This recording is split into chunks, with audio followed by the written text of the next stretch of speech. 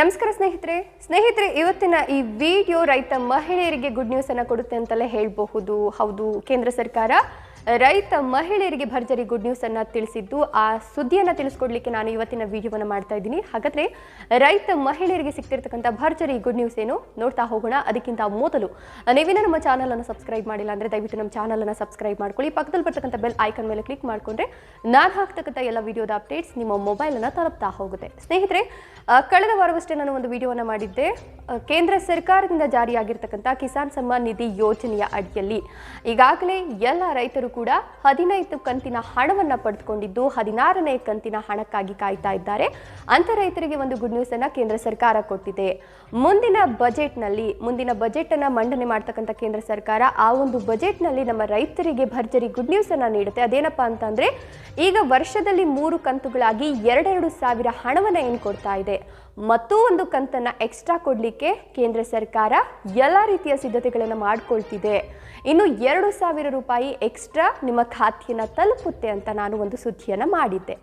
ಈಗ ಆ 2,000 ಎಕ್ಸ್ಟ್ರಾ ಹಣ ಏನಿದೆ, ಆ ಹಣ ರೈತ ಮಹಿಳೆಯರಿಗೆ ಮೀಸಲಿಡಲಾಗ್ತಿದೆ ಅಂತ ಹೇಳಲಾಗ್ತಾ ಇದೆ. ಹೌದು, ಈಗಾಗಲೇ ನೀವೆಲ್ಲರೂ ಕೂಡ ಪ್ರಧಾನಮಂತ್ರಿ ಕಿಸಾನ್ ಸಮ್ಮಾನ್ ನಿಧಿ ಯೋಜನೆಯ ಅಡಿಯಲ್ಲಿ 15 ಕಂತಿನ ಹಣವನ್ನು ಕೂಡ ಪಡೆದುಕೊಂಡಿದ್ದೀರಾ. ಅಂದರೆ ಈಗಾಗಲೇ ವರ್ಷಕ್ಕೆ 3 ಬಾರಿ, ಅಂದರೆ ಪ್ರತಿ 4 ತಿಂಗಳಿಗೊಮ್ಮೆ 2,000 ಹಣವನ್ನು ನೀವು ಪಡ್ಕೊಳ್ತಾ ಹೋಗಿದ್ದೀರಾ. ಈಗಾಗಲೇ 15 ಕಂತು ಅಂತ ಅಂದರೆ ಹತ್ತತ್ರ 30,000 ಹಣವನ್ನು ಪಡೆದುಕೊಂಡಿದ್ದೀರಾ. 16ನೇ ಕಂತಿನ ಹಣ ಈ ತಿಂಗಳ ಕೊನೆಯಲ್ಲಿ ಅಥವಾ ಫೆಬ್ರವರಿ ತಿಂಗಳ ಮೊದಲ ವಾರದಲ್ಲಿ ನಿಮ್ಮ ಖಾತೆಯನ್ನು ತಲುಪುತ್ತೆ. ಅದಾದ ನಂತರ ಈ ವರ್ಷದಿಂದ 4 ಕಂತು ಅಂದರೆ 2,000 ರೂಪಾಯಿ 3 ಕಂತಲ್ಲಿ ಏನು ಕೊಡ್ತಿತ್ತೋ ಅದೇ ರೀತಿ ಮತ್ತು ಒಂದು ಕಂತನ್ನು ಹೆಚ್ಚು ಮಾಡಿ ಪ್ರತಿ 3 ತಿಂಗಳಿಗೊಮ್ಮೆ ನಿಮಗೆ 2,000 ಹಣವನ್ನು ಕೊಡಲಿಕ್ಕೆ ಕೇಂದ್ರ ಸರ್ಕಾರ ನಿರ್ಧಾರವನ್ನು ಮಾಡಿದೆ. ವರ್ಷಕ್ಕೆ 6,000 ರೂಪಾಯಿ ಏನು ಪಡಿತಿದ್ರಿ, ಇನ್ನು ಮುಂದೆ ವರ್ಷಕ್ಕೆ 8,000 ಹಣವನ್ನು ನೀವು ಪಡಿಬಹುದು. ಈ ಹಣವನ್ನು ಪಡಿಲಿಕ್ಕೆ ಅಂದರೆ ಎಕ್ಸ್ಟ್ರಾ 2,000 ರೂಪಾಯಿ ಏನು ಕೊಡ್ತಾರೆ, 2,000 ರೂಪಾಯಿ 6,000 ರೂಪಾಯಿ ಯಾರು ತಮ್ಮ ಖಾತೆಯನ್ನು ಕಿಸಾನ್ ಸಮ್ಮಾನ್ ನಿಧಿ ಯೋಜನೆಗೆ ಜಮಾವಣೆ ಮಾಡ್ಕೊಂಡಿರ್ತಾರೋ, ಅಂದರೆ ಆ ಖಾತೆಗೆ ಅವರು ಕಿಸಾನ್ ಸಮ್ಮಾನ್ ನಿಧಿ ಯೋಜನೆಯ ಹಣವನ್ನು ಪಡೆದುಕೊಳ್ತಾ ಇದ್ದಾರೋ ಆ 6,000 ಹಣ ಏನಿದೆ ಆ ರೈತರನ್ನೇ ತಲುಪುತ್ತೆ. ಆದರೆ ಇನ್ನುಳಿದ 2,000 ರೂಪಾಯಿ ಹಣ ಏನಿದೆ ಅದು ಆ ಮನೆಯಲ್ಲಿರ್ತಕ್ಕಂಥ ರೈತ ಮಹಿಳೆ ಯಾರಿರ್ತಾರೆ, ಈಗ ನಿಮ್ಮಪ್ಪ ವ್ಯವಸಾಯ ಮಾಡ್ತಿರ್ತಾರೆ ಅಂತ ಅಂದ್ಕೊಳ್ರಿ, ಅವ್ರ ಜೊತೆಗೆ ನಿಮ್ಮ ಅಮ್ಮನೂ ಕೂಡ ವ್ಯವಸಾಯ ಮಾಡ್ತಿರ್ತಾರೆ. ಹಾಗಿರುವಾಗ ಆ 2,000 ರೂಪಾಯಿ ಹಣ ಅಮ್ಮನ ಖಾತೆಗೆ ತಲುಪುವಂತಹ ವ್ಯವಸ್ಥೆಯನ್ನು ಇದೀಗ ಕೇಂದ್ರ ಸರ್ಕಾರ ಮಾಡ್ತಿದ್ಯಂತೆ. ಹೀಗಾಗಿ ನೀವು ಇನ್ನೂ ಕೂಡ ಕಿಸಾನ್ ಸಮ್ಮಾನ್ ನಿಧಿ ಯೋಜನೆಯ ಹಣವನ್ನು ಪಡ್ಕೊಳ್ತಾ ಇಲ್ಲ, ನಮಗೂ ಕೂಡ ಕಿಸಾನ್ ಸಮ್ಮಾನ್ ನಿಧಿ ಯೋಜನೆಯ ಹಣ ಬರುವಂತೆ ಮಾಡಬೇಕು ಅಂದ್ಕೊಂಡಿದ್ರೆ ಈಗಲೇ ಹೋಗ್ಬಿಟ್ಟು ನೀವು ಅಪ್ಲಿಕೇಶನನ್ನು ಹಾಕಬಹುದು.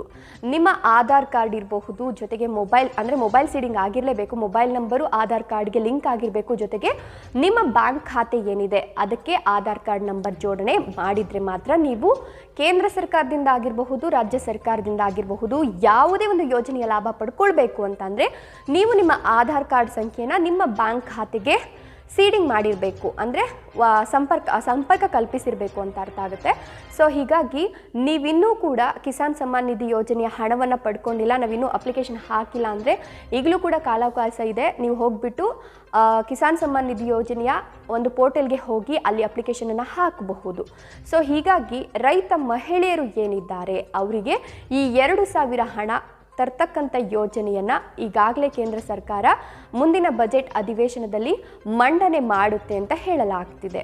2,000 ರೈತರ ಖಾತೆಗೆ, ಇನ್ನುಳಿದ 2,000 ಅಂದರೆ 3 ಕಂತು ರೈತರ ಖಾತೆಗೆ ಹೋದರೆ ಇನ್ನು 1 ಕಂತು ರೈತ ಮಹಿಳೆ ಯಾರಿರ್ತಾರೋ ಅವರ ಖಾತೆಗೆ ಜಮಾವಣೆ ಮಾಡ್ತಾರೆ ಅಂತ ಹೇಳಲಾಗ್ತಿದೆ. ಆದರೆ ಇದು ಬಲ್ಲ ಮೂಲಗಳಿಂದ ಬಂದಿರತಕ್ಕಂಥ ಮಾಹಿತಿ. ಅಧಿವೇಶನದ ನಂತರ ಅಂದರೆ ಬಜೆಟ್ ಮಂಡನೆ ಆದ ನಂತರ ಈ ಒಂದು ಯೋಜನೆಗೆ ನಿಜಕ್ಕೂ ಕೂಡ ಮಹಿಳೆಯರು ಅರ್ಹರಿದ್ದಾರಾ ಇಲ್ವಾ, ಅಥವಾ ಯಾರು ಆ ಯೋಜನೆಯ ಲಾಭ ಪಡ್ಕೊಳ್ತಿದ್ದಾರೋ ಅವರಿಗೆ 2,000 ರೂಪಾಯಿ ಹಣ ಹಾಕ್ತಾರಾ ಇಲ್ವಾ ಅನ್ನೋದು ನಂತರದ ದಿನಗಳಲ್ಲಿ ಗೊತ್ತಾಗಲಿದೆ. ಸೊ ಈ ಒಂದು ಮಾಹಿತಿಯನ್ನು ನಿಮಗೆ ತಿಳಿಸಬೇಕಾಗಿತ್ತು, ಅದಕ್ಕೋಸ್ಕರ ವಿಡಿಯೋ ಮಾಡಿದೆ. ಖಂಡಿತವಾಗಿ ಈ ಮಾಹಿತಿ ಇಷ್ಟವಾಗಿದೆ ಅಂತ ಭಾವಿಸ್ತೀನಿ. ಮತ್ತೆ ಮುಂದಿನ ವಿಡಿಯೋದಲ್ಲಿ ಸಿಗೋಣ.